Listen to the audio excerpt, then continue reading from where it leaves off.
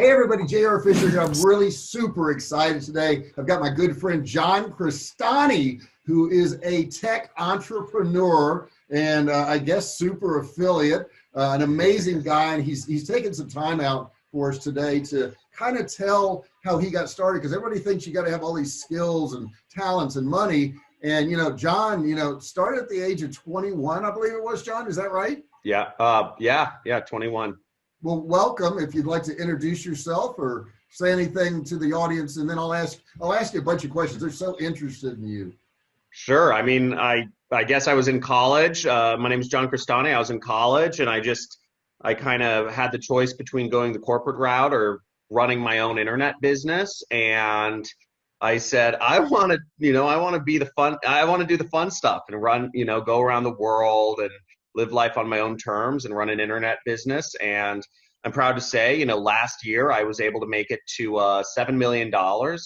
And Wow. actually, Yeah. I just hired my first employee ever. I've been doing this I've been doing this completely solo. Now, everybody thinks they need employees. How'd you pull that off? Actually, it's not really even an employee. It's a co-founder. We're technically neither of us manages each other. How I pulled it off was I've always focused on running a really lean business. And I mean, I also lost $1 million trying to manage people. So okay. So you went that route. Yeah, I mean, I made a lot of money when I was pretty young, and what ended up happening is I thought I had the Midas touch, and I was starting another business, which was, an affiliate network, and I ended up making $4 million my first year in that business, except my expenses were $5 million though. So that doesn't work out mathematically, right? Doesn't work out mathematically because all the rest of the money, basically I blew everything I had made because I had gotten cocky and reality check. Well, tell me, how did you go from being 21 to doing $7 million this year? I mean, that's just insanity. People can't even comprehend that. And over what period of time was that? Sure. So I'm 33 now. I believe people really highly have a tendency to overestimate what they can do in a short term, yet completely underestimate what they can do over long periods of time. And really the way I've gotten there is I love marketing. I really enjoy it. Actually, you can see I have Photoshop up on this screen. If you're watching on YouTube, I have Google AdWords up on this screen, and I have a bunch of file folders and stuff. So I'm still doing marketing every day. I love it. And I always seek to get better at it. And that kind of has fueled me, just 1% continuous improvements. What is it? Kanban or something. It's made it very easy for me to start profitable businesses at this point. So. Now, did you have to invest a lot of money to get started? Because I know my audience is going to want to know, hey, a lot of these guys don't have a lot of money, so they can't do what you did. Is that true or not? Sure. I mean, the fact is, on the internet, it's free to reach people. It's completely free, and you don't need technical skills. I did not have any money when I started. I didn't have a trust fund. I didn't have, it's not like I had great. I'm not super smart. I got, getting great grades in school. All I did was, at first I just learned a skill, which was learning how to do online advertising. And, I just post for free on places and I'd say, hey, want me to do your Google ads? And I send a message to enough people and, some business owners were like, yeah, actually, we'd like you to do our Google ads. And I started my business that way, and then it evolved into performance marketing, which is known as affiliate marketing, and the rest is history. Now, at one point, I think you actually worked for a marketing firm, yeah. And you made them a lot of money. Yeah. And I think you actually went in and asked for a raise. Can you take me through that story? I thought it was hilarious. Yeah. So you're talking about the speech I gave at CNN, right? Actually, I read it online. Okay, yeah. So I actually recently gave a speech at CNN about this. But essentially, I mean, what I was making, I had transitioned out of the first marketing agency I worked for, and I had started working for this new marketing agency. I took over, I only had 2 clients that I was supposed to manage. One of them was spending $80,000 a month. Now, for those of you who are not in the ad agency business, the way that ad agencies typically charge is almost all of them do, is a percentage of spend. So 10% of spend, meaning if a client is spending $80,000 a month, the ad agency gets $8,000. So my job was to help this client who was doing, their name was Greenlight Financial. They did mortgages and refinancings, and they had a telemarketing team that would work with people to accomplish this. My job was to get them the money they were spending on Google to make it profitable for them in terms of leads and new customers. And I was able to increase their spend from $80,000 a month to $2.2 million in the course of 6 months, which ended up being, hundreds, millions of additional profits for this very small ad agency in a very fast amount of time.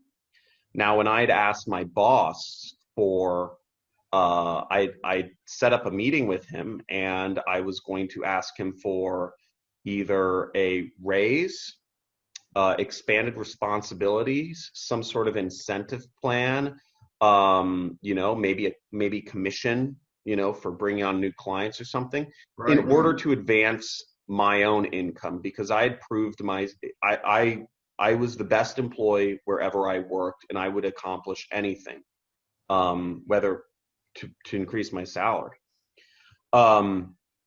He said, "Or what?" Oh no. Yeah, he gave me the one objection that, and this guy, he's a Harvey Weinstein doppelganger. Like, he's big, he's not, and he's just a sour, mean-spirited guy. And he said, "Or what?" I had no idea how to respond to that objection. I was willing, I had graphs prepared. I had why giving me expanded responsibilities would be a benefit, and he'd make more money. And at that point, I decided, I said, okay, I'm not going to be able to grow in a job as fast as I'd like and realize my potential. And I ended up, and it was that week I decided, I said, long term, I'm going to have to find my own path. And after 2 years of working in an ad agency, I ended up transitioning to starting my own company, and it's been a lot better. You actually quit was essentially a pretty good job, but from what I hear from you, you realized at that moment that guy didn't care about you. Yeah, I was director of marketing. I had an assistant. I had a expense account. I had my own office with a lock on it. I had a gym plan, health insurance for, I had the full package. And I could, and I had multiple companies that were offering me the full package. And this was only after, I'd only been working for companies, like, this is like a little over a year of work experience. So anybody out there, if you're listening into this, first off, you can grow and advance quickly in your career, but also understand that I know there's people talk about lazy entrepreneurs, but if you're not a good employee, I don't think you're going to be a good entrepreneur. And I think that's a bit of a controversial statement in the, become an entrepreneur space. I don't know what your thought is, but I believe working a job is very straightforward. Therefore, it's very easy. You know exactly what you need to accomplish. So if you can't do that, then when you stare into the abyss of, daily tasks as an entrepreneur, then I just don't think people will make it. Now, something else I read about you I thought was really interesting. You read Tim Ferriss's book, which is the 4-Hour Work Week, which all of us entrepreneurs know about. And I know I have a lot of people listening thinking, wow, that's great. I only have to work 4 hours a week. Can you kind of dispel that myth a little bit? Because I know I work a lot. There's a lot more than 4 hours a week. And I think a lot of people are thinking, well, I want to be my own boss, so I don't have to hardly work at all. Is that true? Yeah, I would say so. Now, I mean, some people will kind of dissect this and say, well, I don't consider it work, right? It's work. If you ask me, I'd say I'd rather be on the ski slopes right now. Right. I'd rather be skydiving. It's work. I work 14 hours a day. There you go. I work solid 14, and even in my free time, like last night, I quote unquote got off around 9 o'clock at night. I spent the next 4 hours watching interviews with successful software startup founders, because we're building software ourselves, and I'm trying to place myself further in their minds. So as an entrepreneur, you never really turn off. You're going, if you're going to become an entrepreneur, yes, you can make a lot more money. Yes, you can do things on your own terms, but you're going to be probably working a lot more than, if you really want to make it, you're going to be working a lot more than the average Joe who works at Jamba Juice and has 6-hour shifts every other day. So working for somebody else, that's going to always be less hours than working for yourself, isn't it? Yeah, 100%. And I see a lot of people say, well, I got my education. I went through high school. Or I got my education. I went through college. I got this college degree. In this arena here, in selling online, how do you feel about learning new things? Do you think it's necessary? I mean, do you think you got to learn every day? Because I know it seems like every day. I want to put a I want to go back and put a caveat on the 4-hour work week. Now, the good news is I could take 2 or 3 weeks off and I'd still be making, $100,000 a month. My business will, I could take a month off and I'd still be making money like clockwork. So, it's not all bad. You do have some, I think the 4-hour work week is more about freedom. As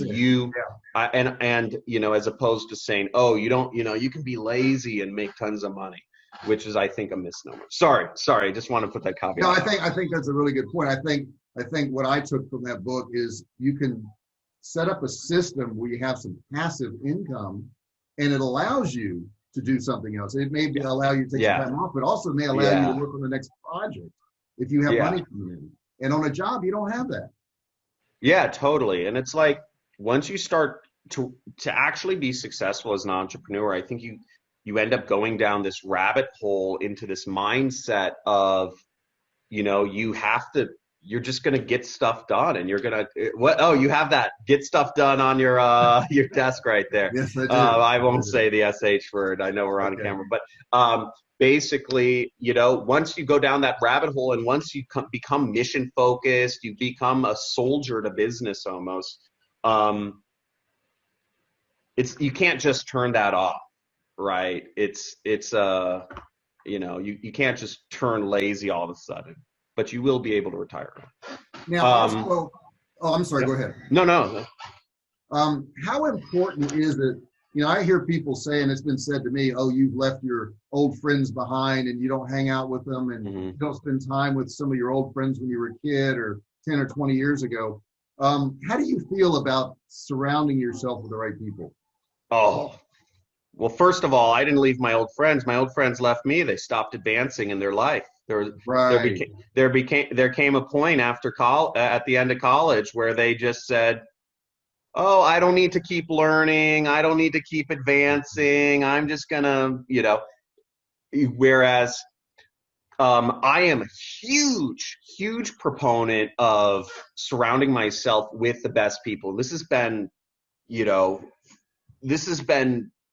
the most helpful thing for me, is literally just placing myself around successful people and allowing, just through osmosis and opportunities and whatever, allowing myself to be raised up to their level, taking advantage of the opportunities.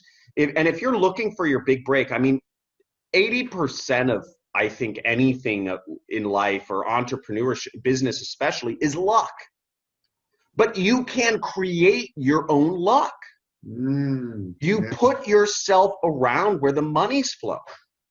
Don't hang out in the slums, or don't hang out with your alcoholic friends who all they want to do is go to the bar or your weekend warriors.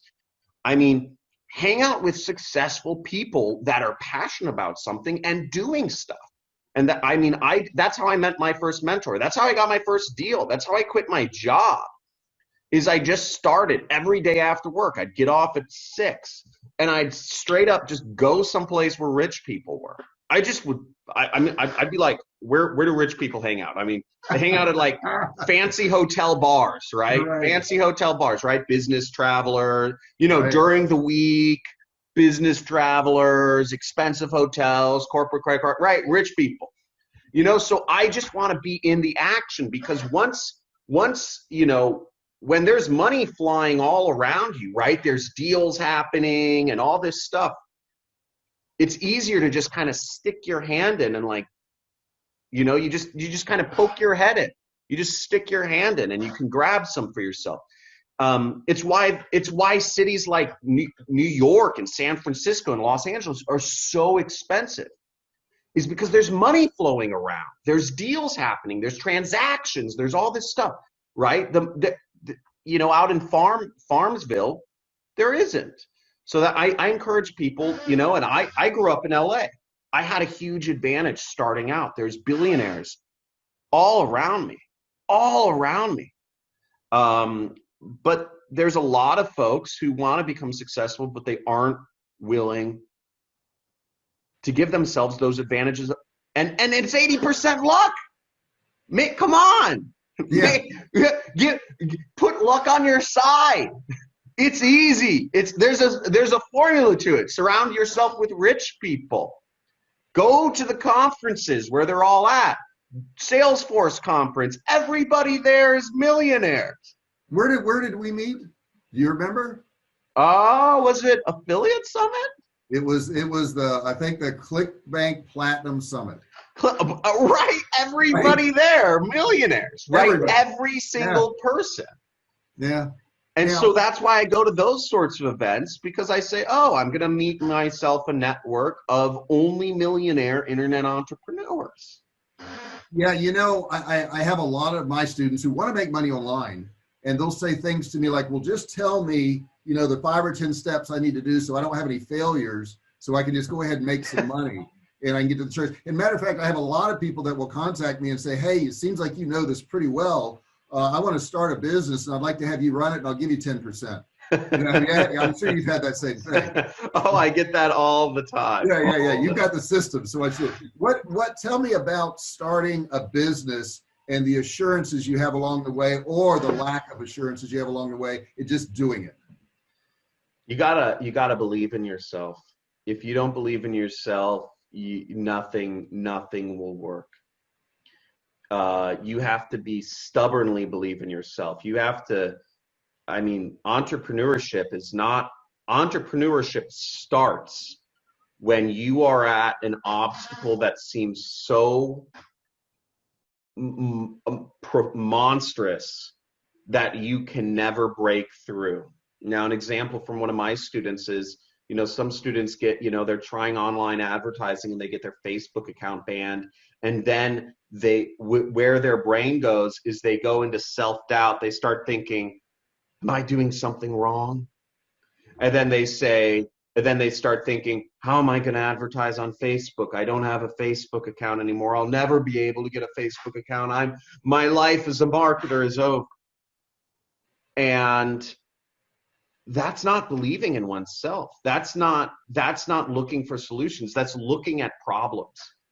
And that is the single biggest kind of correlation for folks who don't believe in themselves is they start focusing on the problems rather than focusing on problem solving and solution finding. You know, that's a great example. And I know a lot of people lose Facebook accounts. If somebody were to lose their Facebook account, they couldn't advertise, and you're the kind of guy that's positive, what direction would you go with that? Great question. So first off, you can start a new Facebook account. Not complicated, free. No, I mean, it's just so obvious, but so many folks don't think of it. Just start another one. It doesn't cost any money. You can, I know people who have tons of Facebook accounts. Another thing you can do is buy a Facebook account. You can buy somebody else's or rent a Facebook account. There's multiple ways around there. The third thing you can do is you can advertise on another advertising network. Oh, what do you know? Facebook isn't the only one. I don't even really advertise much on Facebook. I spend most of my time on Google. There you go. Is it because Google's better than Facebook or Facebook's better than Google? Not necessarily. It's just because I can reach everybody in the world. Everybody that uses Facebook uses Google too, and uses the internet. It uses YouTube, right? It's not. There are billions of people. There are billions of people. I'm just trying to grow a business to $100 million or $1 billion a year. So I don't need billions of people to grow a business to $100 million a year. I only need like 100,000 customers, which is a less than 0.1% of the amount of people on Google or YouTube. So again, if you focus on the obstacles, that's what your life's going to be about. If you focus on the solutions and finding solutions and really sitting hard and with yourself and working on a problem. I work on problems for days and weeks.